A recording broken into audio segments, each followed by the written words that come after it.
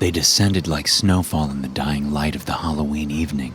Children and parents were already in the streets, adorned in costumes, going door to door to solicit free candy from their neighbors.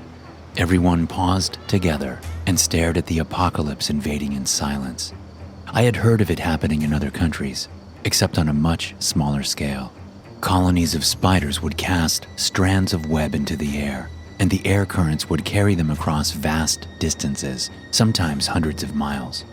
An unassuming town would go to bed one night and awake to find their fields, homes, and vehicles covered in blankets of web. Housed inside the web were thousands of spiders.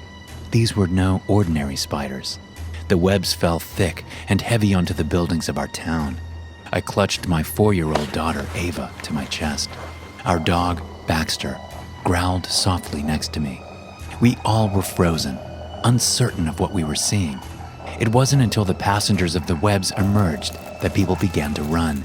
The smallest of the spiders were the size of large house cats. As soon as they landed, they scuttled towards their prey. While I was still in a daze, I watched one of the spiders lunge at Mr. Patterson, our elderly neighbor, and bite him on the thigh. He cried out in agony and collapsed. The spider drove its fangs into his neck. His body quivered for a moment, then he froze like a statue. His face was permanently imprinted with horror. A swarm of 5 large creatures crawled over his body. They wrapped him in a cocoon of web and dragged him away.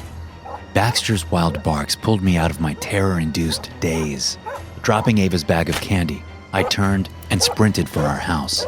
Ava clung to my neck, and I tried to comfort her with soft pats as I ran. Some webs traveled farther than others, so they landed without any clear pattern.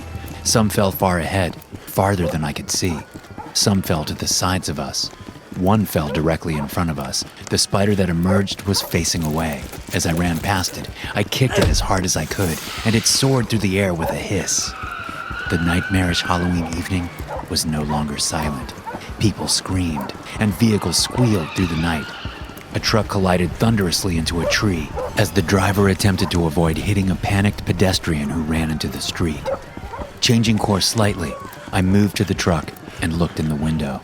I didn't recognize the person inside. The airbag had deployed, but the man was conscious and pulled himself out of the truck. Seeing my young daughter, the man insisted he was okay and that I should go get to safety. He ran off in the opposite direction. We made it to our home without any confrontation with the creatures raining down from the sky. Once inside, I set Ava on my bed and hurried to my closet. From the top shelf, I grabbed the 12 gauge I used for bird hunting. It only held 6 rounds. I loaded the shells in as fast as I could and then strapped the weapon across my chest. I picked up Ava and moved into the living room. I paused and considered where we would be safest. Could the spiders get into the house? There was a thumping noise at the kitchen window. Cautiously, I entered the room and found a spider clinging to the outside of the window. It bared its hideous fangs. Venom dripped and ran like rain across the windowsill. The creature thrusted forward in a biting motion, but it was not strong enough to penetrate the glass. It dragged its fangs across the window, and a high-pitched screeching noise radiated into the kitchen. Ava covered her ears. I set her down and told her to sit on the couch. Baxter followed her and sat at her feet, giving up. The spider scuttled away. I heard it patter across the roof. I let out a premature sigh of relief as large, ghastly legs reached down towards the window. This spider was much larger than even Baxter, who was a Siberian husky. When this spider drove its fangs into the window, the glass shattered. The creature crawled across the wall and down onto the floor. In a panic, I lifted my shotgun and took aim. The spider lunged into the air just as I pulled the trigger. The force of contact from the round sent the spider soaring back into the kitchen. Blue blood painted the walls and floors. My heart was pounding. The spider twitched on the floor, and in fear, I fired another shot. I cursed myself, remembering that the weapon only had 6 rounds, now 4. The house wasn't safe. We had to get in my car and leave town. Drive until we reached the end of the webbed nightmare. Ava jumped into my arms when I approached her, bawling from the sound of the shotgun. Night had fallen. I grabbed a headlamp from my bedroom and strapped it on. As I opened the front door, I remembered, with a sinking feeling, that my car wasn't there. I had picked Ava up from a playdate at the Nelsons' home, and from there, we had walked to go trick-or-treating. The car was across town, but I didn't see any other options. If we stayed in the house, I would quickly run out of ammo, and then there would be nothing left to do but wait to be eaten. "Ava," I said, "I need you to be a brave girl right now. I need you to get on my back and hold on. Don't let go of me no matter what." Ava moved to my back and held my neck tightly. She buried her face into my sweatshirt. I moved forward, out into the nightmare. The streets were almost entirely covered in falling webs. Walking through the webs was slightly difficult, but manageable. It felt like trudging through thick snow. As we rounded the first corner of the street, another dog-sized spider emerged from the shadows. Without hesitating, I pulled the trigger. The spider crumpled. When we reached downtown, I only had one shot left. My heart sank. Baxter hunched his back and growled. They were everywhere. Dozens of eight-legged monstrosities stared at us with too many eyes. They slowly moved in from the sides and the front. The barrel of my gun swung wildly as I aimed back and forth between each creature. Hope fled my heart. At most, I could kill one, and I couldn't outrun the rest. The closest spider moved forward and lifted its fangs high. A terrible hissing screech shot from its mouth. I steadied my gun. Thunder rang out into the night. The spider was gone, but I hadn't pulled my trigger. More of the spiders approached, and more shots rang out. I followed the sound to the top of the local soup kitchen. Standing in the glorious moonlight, Old Lady Hatfield raised a massive sniper rifle. She was the town's kook, an aged woman who insisted the end of the world was near. She had invested everything she had in a private bunker, along with supplies and weapons. I guess she had been right. This felt like the end of the world. I watched her expert aim. Every explosion of sound and flash of light led to another crumpled spider. She was clearing a path for us. I couldn't help but laugh out of pure joy. We moved forward. Any spider that dared approach us was met with Old Lady Hatfield's half-crazed wrath. I turned toward an alley that would cut through town. I stopped. The alley was blocked by a massive spider web. In the center of the web was the largest spider I had seen, the size of a bear. It had exceptionally long legs and a smooth, sleek body. It lifted its head and moved slightly.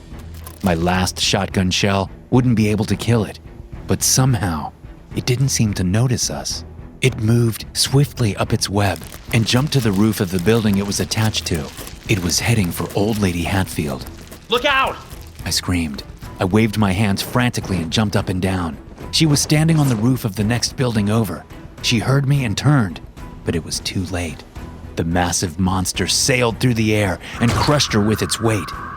I carefully slid behind the web and moved into the alley while the spider was gone. The alley housed a horror unlike anything I had yet seen. It was littered with human corpses. Some were pinned to the walls with web, others dangled from a web ceiling. I tried to avoid looking, but couldn't help it as I passed one right in front of me. It was ghastly. It looked like it belonged buried in an Egyptian tomb. The skin was completely dehydrated, mummified. Every last ounce of moisture had been sucked from its body. I couldn't even tell if it was a man or a woman. Its teeth were exposed in a horrible grimace, the skin from the lips entirely pulled back. There wasn't time to be sick. For Ava's sake, I had to press on. The sniper sounds in the street seemed to have scared the rest of the spiders into hiding. There were none to be seen, and at last, we reached my car. I set Ava inside and moved to the front. Something heavy pummeled into me, and I fell to the ground. A hideously hairy spider sat on top of me, venom dripping eagerly from its fangs. I was pinned down and couldn't reach my gun. The spider reared its head back and hissed. It was ready to bite. Baxter barked viciously and lunged forward. He clamped his jaw around the spider's head. Thick, blue blood spilled onto my face. The spider squealed and shook, tossing Baxter aside. Before I could do anything, the spider flew through the air and landed on Baxter. He whimpered. "No!" I shouted, but Baxter had already stiffened. The spider removed its fangs. I wiped away tears and jumped into the car. It started easily and we drove off. The vehicle hadn't moved more than 200 feet when it came to a stop. The thick webs on the roads were binding to the tires. I pushed the gas pedal to the floor, but it was of no use. The wheels couldn't rotate anymore. From all sides, a swarm of spiders hopped onto the car. I thought they would shatter the windows, but instead, they hurried back and forth across the roof and sides. The drumming of their legs on the metal was horrifying. They were cocooning the car, like they had with my neighbors, wrapping it in layer after layer of webs. I climbed into the backseat with Ava and held her tightly. Through the web on the windows, I could only see black shadows passing, going around and around and around. Soon, the webs were so thick that we were left in total darkness, entombed. Daddy, I'm scared, Ava whimpered. I know, sweetie. It'll be okay. I promise. I cradled her and sat in our silent prison. I don't know how much time had passed, but I knew there was daylight outside as the car's interior increased in warmth. We couldn't stay here. I shattered the passenger window with my foot. I aimed the last round of my shotgun at it and pulled the trigger. The round blasted through every layer of web around the window. Daylight poured in. Cautiously, I peeked my head through the opening. Everything was white. The streets and buildings were now completely covered in a blanket of web, but there wasn't a spider in sight. I climbed out the window and pulled Ava through. No matter what, I wouldn't let anything happen to her. With my daughter on my chest, I pressed onward through the webbed world. Thanks for listening. If you enjoy these stories, be sure to subscribe to the podcast and check out some more of my episodes here.